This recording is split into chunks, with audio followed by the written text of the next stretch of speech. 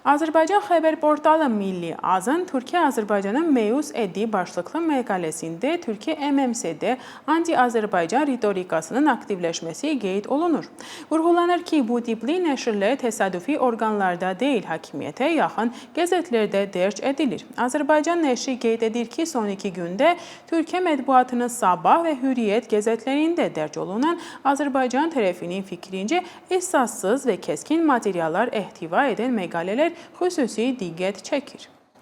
Azərbaycana xəyanətdə ittiham edən Türkiyənin bugün Ermənistanla sürətli normalizasiyası siyasəti yürütməsi qəribədir. Sərhədlərdə keçid məntəqələrinin açılması, nümayiş görüşləri, Gümrük Qars dəmir yolunun bərpasının müzakirəsi, mətbuata qapalı danışıqlar və digər oxşar addımlar bunun göz qabağındakı nümunələridir. Bu prosesdə Azərbaycan isə tək tərəfli kənarda müşahidəçi mövqeyindədir deyə Milli Az saytında bildirilir.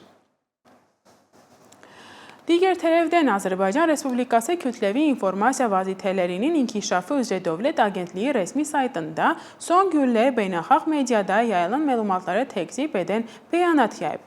Bəyanatda bildirilir ki, bir sıra xarici kivlər və sosial mediada Azərbaycana qarşı yeni dezinformasiya kampaniyası başlayıb. Məlumata görə yayılan məlumatların bir hissəsi Azərbaycanın 3-cü ölkə vasitəsilə Ukrayna silah tədarük etməsi, digərləri isə Azərbaycanın İsrailə görə Eurovision mahnı müsabiqəsində çıxması ilə bağlı iddialara aiddir. Rəsmi qurumda bildirib ki, güya ki, bu xəbərlər yalandır. Maraqlıdır ki, rəsmi bakım məlumatların beynəlxalq yayılmasını deyil, daha çox belə nəşrlərin Türkiyə mətbuatında yer almasını vurğulayır. Bu, bir millət, iki dövlət maraqlarının açıq şəkildə ayrılığı da nümayiş etdirir.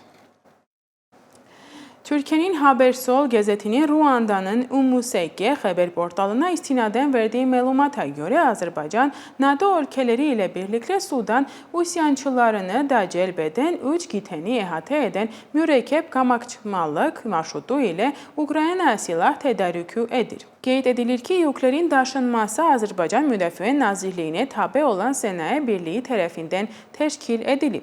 Mənbələrin məlumatına görə tədarük olunan silahlar arasında aviabombalar, daşınan zenit raket kompleksləri, pilotsuz uçuş aparatlarının komponentləri, TİSAZ markalı tapançalar və əsasən Türkiyə lisenziyası ilə istehsal edilən digər avandalıqlar var. Silahlar humanitar yardım kimi markalanır və Türkiyə vasitəsilə tranzit keçir.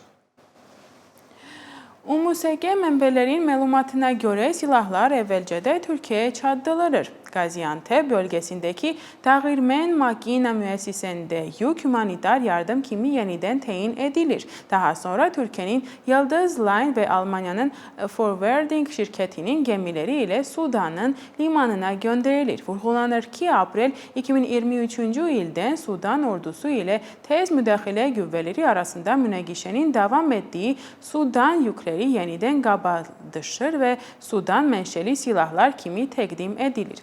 Mənbələrin məlumatına görə daha sonra silahlar işverçinin Mediterranean Shipping Company şirkətin vasitəsilə Almaniyanın Hamburg limanına daşınır, oradan isə quru yolu ilə Ukraynaya çatdırılır. Nəşrin qiymətləndirməsinə görə bu planın məqsədi Rusiyadakı güc balansını pozmaq ola bilər.